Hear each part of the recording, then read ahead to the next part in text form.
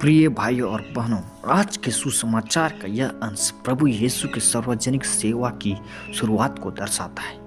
यहाँ हम देख सकते हैं कि यीशु ने नाज़रेत में अपने घर लौटने के बाद अपने मिशन की घोषणा की। यह सुसमाचार केवल उनके उद्देश्य को प्रकट करता है, बल्कि यह भी बताता है कि प्रभु के जीवन का मार्गदर्शन पवित्र आत्मा द्वारा किया गया था। इस अंश को ध्यान से पढ़ते हुए हमें यह समझ में आता है कि ईश्वर का प्रेम और उद्धार योजना हर व्यक्ति तक पहुंचने के लिए थी। सुसमाचार में लिखा हुआ है, यीशु आत्मा की शक्ति से भरकर गलीलिया की ओर लौटे। यह वाक्य हमें यह दिखलाता है कि प्रभु यीशु का जीवन पूरी तरह से पवित्र आत्मा द्वारा नियंत्रित था। उनका कार्य केवल मानवता की भलाई के लिए नहीं, बल्कि ईश्वर की सर्वोच्च उद्देश्य को पूरा करने के लिए था। जब प्रभु ने प्रचार की शुरुआत की तो यह पवित्र आत्मा के निर्देश में था, न कि मानव इच्छाओं या दुनिया के मानकों के अनुसार। यह सुसमाचार हमें यह समझने की आवश्यकता करती है कि अगर हमें अपनी जिंदगी में सच्चे उद्देश्य के लिए काम करना है तो हमें पवित्र आत्मा के निर्देश को स्वीकार करना होगा।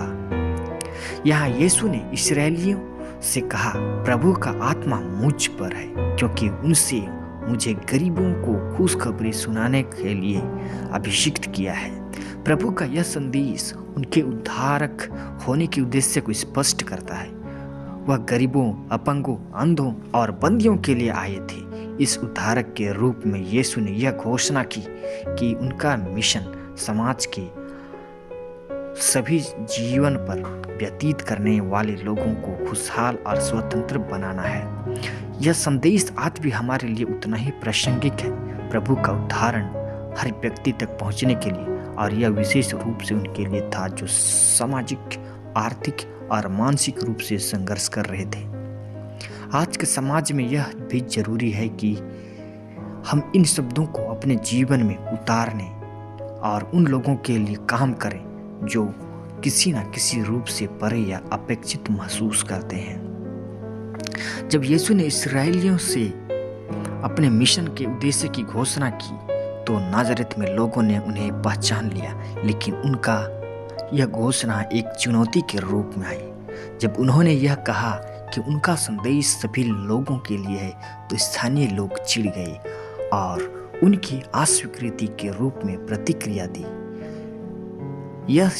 यह हमें यह दिखाता है कि यीशु का संदेश कभी कभी लोगों को चौंका सकता है। इस अस्वीकृति का अनुभव हमें यह सिखाता है कि सत्य और न्याय की बात करने के लिए हमें साहस की आवश्यकता होती है। समाज में बदलाव लाने के लिए हमें अक्सर विरोध का सामना करना पड़ता है, लेकिन यह याद रखना महत्वपूर्ण है कि प्रभु का उद्देश्य हमेशा प्रेम और उद्धार की ओर होता है। हमें अपने विश्वास में दृढ़ रहना चाहिए और सत्य को साझा करने के लिए निरंतर प्रयास करना चाहिए। जीवन में प्रभु के अनुसरण करना चाहिए। यह पूरा अंश हमें यह याद दिलाता है कि यीशु ने अपने जीवन पूरी तरह से सेवा और दूसरों की भलाई के लिए समर्पित किया। उनका संदेश आज भी लोगों के दिलों में जीवन की सच्ची दिशा और आशा प्रदान करता है। यदि हम भी उनके मार्गदर्शन में चलते हैं तो हमें अपने जीवन में दूसरों के लिए अधिक करुणा और दया दिखानी चाहिए, खासकर उन लोगों को जो किसी प्रकार की आवश्यकता में हैं।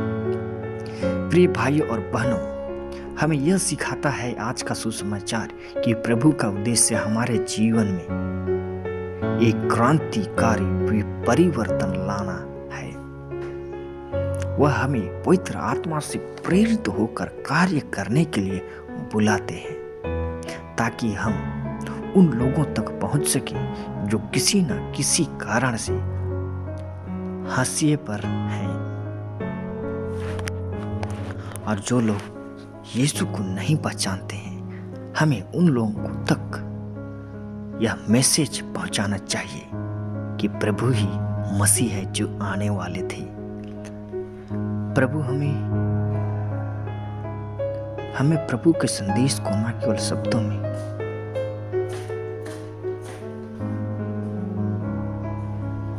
बल्कि अपने कर्मों से भी फैलाना चाहिए, जैसा कि प्रभु ने नाजरत में अपने मिशन की शुरुआत की। हमें भी अपने जीवन को एक ईश्वर की सेवा में समर्पित करना चाहिए, ताकि हम सत्य, न्याय और प्रेम का प्रचार कर सके। तो आइए हम प्रभु यीशु ख्रिस्त पर विश्वास करें और उसके बताए गए हुए वचनों और नियमों पर चलें, ताकि हम एक दिन यीशु मसीह को अपने जीवन में प्राप्त कर सके और हमारा परिवार सुंदर सा, खुशहाली सा और जीवन यापन करने के लिए हमेशा सफलता की ओर बढ़ सके। आमीन।